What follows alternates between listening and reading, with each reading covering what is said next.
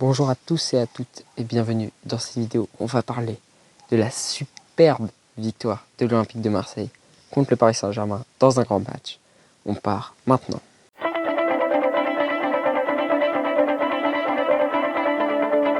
Alors d'abord, l'analyse du match. Bien, les Marseillais ont mis beaucoup d'engagement, bien pressé, mais à défaut. Derrière, c'était plus compliqué, mais les Parisiens étaient évidemment, comme vous le savez, sans Kylian Mbappé. Ce qui fait qu'ils avaient beaucoup plus de mal à profiter de la profondeur. Ils ne pouvaient pas prendre la profondeur et inquiéter la défense marseillaise. C'est sûrement pour ça que Igor Tudor a décidé de jouer comme ça. Et Christophe Galtier n'a pas vraiment réussi à réadapter son système. Il a pris peut-être trop de temps. C'est après la pause qu'il a essayé de changer des choses.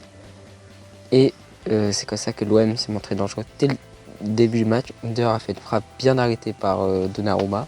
Puis il a provoqué ce penalty où il arrive à passer Ramos d'une très belle manière. Et penalty transformé par Alexis Sanchez qui n'a pas déçu.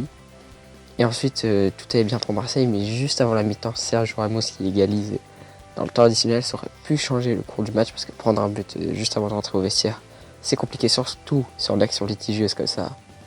Ou peut-être Rongier ne la touche pas, il n'y avait peut-être pas corner, c'est compliqué à savoir quand même parce que il n'a pas protesté, donc peut-être qu'il était d'accord, ou c'est un joueur un peu sur le collet qui n'essaye pas de prouver à l'arbitre qu'il a tort.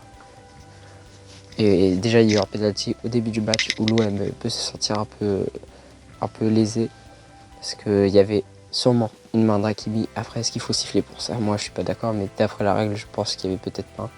Évidemment, il n'y avait pas la vidéo. Mais tout ça s'est oublié, 42e temps, Malidowski a mis un superbe but, un missile très inquiétant.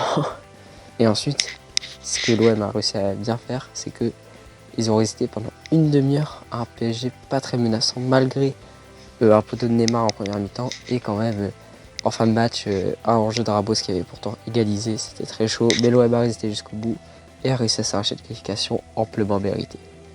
J'ai pris un peu de temps avant de sortir la vidéo, c'était pour avoir le tirage au sort et pouvoir se poser la question, est-ce que l'OM est favori de la Coupe de France maintenant qu'on est au quart de finale? Alors premièrement, le favori avant la compétition était évidemment le Paris Saint-Germain, et à partir du moment où tu évites le favori, tu es en général le favori.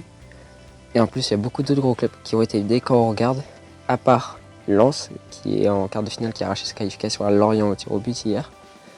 Et peut-être Lyon, mais qui n'est pas en grande forme, il faudra qu'ils arrivent à enchaîner les victoires et les matchs, mais ça peut arriver d'ici le mois de mai, la finale. Il n'y a pas beaucoup d'équipes qui font peur, hein. Recevoir Annecy, ça devrait aller. Grenoble qui affronte Lyon, ça fait pas trop peur. Et Toulouse-Rodez non plus. Et il y a peut-être encore Nantes tenant du titre. Mais ils ont déjà la Ligue 1 pour le maintien et la Ligue Europa pour faire une belle histoire. Donc pas sûr qu'ils s'attardent vraiment sur cette compétition. Après, attention à Annecy, car c'est à tout du match piège, sûrement l'adversaire le plus faible qui reste sur le papier. Et quand on est au Vélodrome, après avoir battu le PSG et tout, il faut faire attention au retour sur terre. Et il faudra assurer la qualification aux Marseillais. Mais oui, pour moi, je pense que c'est les favoris. Et en plus, ce serait un beau vainqueur, pas parce que j'aime spécialement ce club, mais j'aime l'intensité et le jeu qu'il développe. Ce serait assez beau de voir l'OM remporter un trophée parce que son public attend ça depuis longtemps. Et quand on voit l'ambiance qu'il y avait hier, et ben on se dit que ces clubs comme ça, comme Nantes l'an dernier, ont besoin de gagner. Et voilà, c'était tout pour cette courte vidéo. Enfin, du foot, on a fait beaucoup de rugby, mais on va repartir au rugby avec demain Irlande-France. On analysera ça, évidemment. Ensuite, plus tard dans la semaine, on sortira d'autres vidéos. On va éviter le rugby parce qu'on parle déjà beaucoup de rugby dans l'actualité. Peut-être une vidéo sur le tennis avec la performance qu'est en train de réaliser Arthur Fils à Montpellier qui est actuellement en demi-finale. On verra ça plus tard. En attendant, moi je vous souhaite une très bonne et agréable journée et je vous dis à la prochaine.